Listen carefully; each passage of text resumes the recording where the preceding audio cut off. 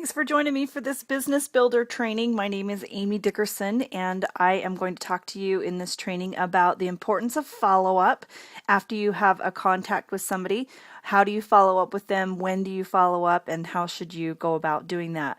The secret in the success as a Heritage Makers consultant is following up with people. Sales are made and people are sponsored when you do follow up. So make sure that as you're talking with people that you collect all the information that is necessary, their name, their phone number, their email address, and ask them the best time to call them so that when you do follow up with them, they will be available.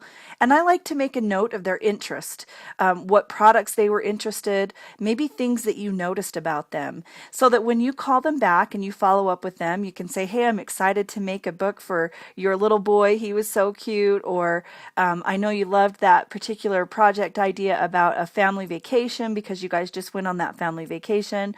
Or maybe you would be a great consultant because you have such a fun, warm, loving, spunky personality.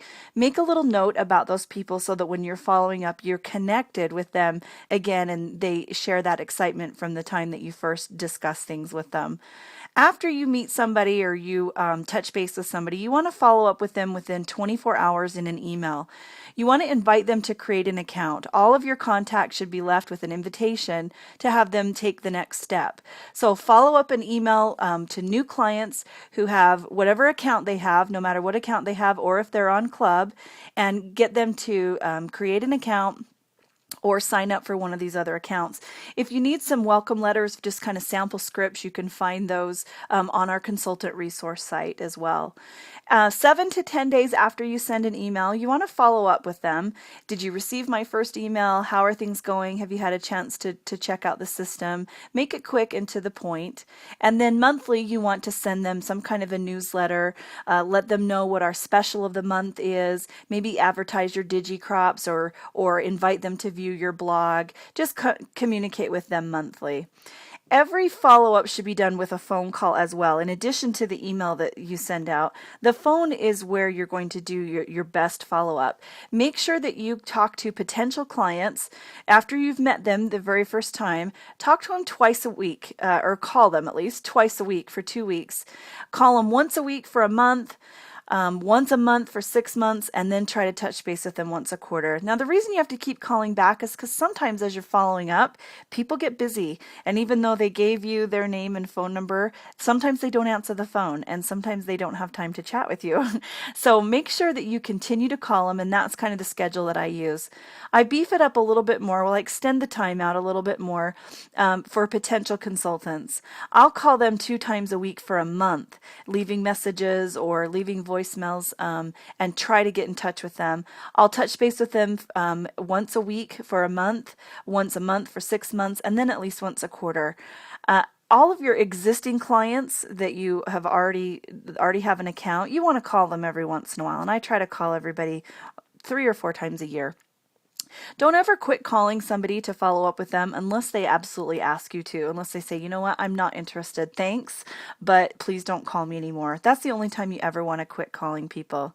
What do you do when you have a follow-up call? If you follow the 3-point call format, you will have success. Once you get them on the phone, what you need to say is 3 different things. Firstly, I noticed that. And whatever you noticed about them, I noticed that you have publishing points expiring. Then pause and let them answer and let them respond. And no matter what they say, whether it's positive or whether it's negative, you're going to be excited about what they say. For example, if somebody says, yeah, I do have publishing points expiring and I haven't had time to use the system because I'm a little overwhelmed and I'm not sure this is for me. You want to make that into a positive. You want to say, that is so fantastic. I'm so glad that I found out where you stand. I obviously haven't done my job very well to show you just how quickly you can put a project together. You'll be amazed how easy it is to do. So I want to help you. Did you know that in your account, there's some online video tutorials right when you log into your studio account? There's also 5 studio tutorials on YouTube on the Heritage Makers channel that show you the full system in less than an hour, and you'll be on your way to publishing in no time. That's the way to have a 3-point call. And if you use this format, I noticed that and whatever you noticed about him, and then great or fantastic or I'm glad to know where you're at, and then did you know, help them solve their problem, whatever their problem may be. After you talk with somebody and after you get their contact information and find out a little bit about them, you want to make sure that you're managing that information in some type of contact manager. Whether it's just on your email or whether you write it down and have it in a notebook, make sure that you have some notes on that person. I particularly like to use the VO Plus for my contact management because I subscribe to VO Plus in Heritage Makers. I can add notes and I can add a lot of different things in VO Plus and stay up to date on the last time that I talked to a person, what they were interested in, what kind of account they have, and different things like that, and when they purchased and when they published. It's really powerful information for you to have a history on your contacts. So make sure that you definitely do that. Another thing that I choose to do is contact my clients monthly. I send out the newsletter that goes through the virtual office. It updates people on our products and ideas and kind of motivates them to get on our system and get using our system. It also shares with them when the inspirations classes are, and inevitably I always have somebody reply back to me, oh, I loved your newsletter this month, I have a question about this, or I want to get started on this. You can also do a blast out of your either virtual office or VO Plus, and I do that out of my VO Plus. When I log in and I run a report for all of my contacts, I can send them an email, I can send them an e-card or a video message. It's a really great way to stay in touch with your contacts, and I recommend that you do that. I also have a blog. I invite my contacts to read my blog, and on my blog I just say posts about what I love about Heritage Makers. I share my personal projects, things that are going on, just to create excitement about my products and services and about my business. So I invite people to my blog.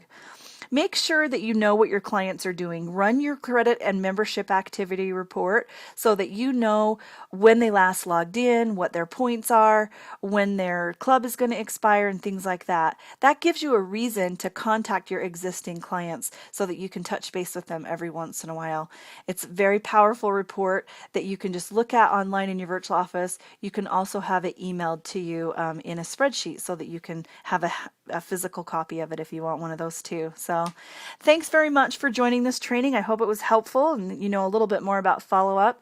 You can find additional trainings as well as other resources on our consultant resource site for our team at amydickerson.org. Thanks so much and have a great day.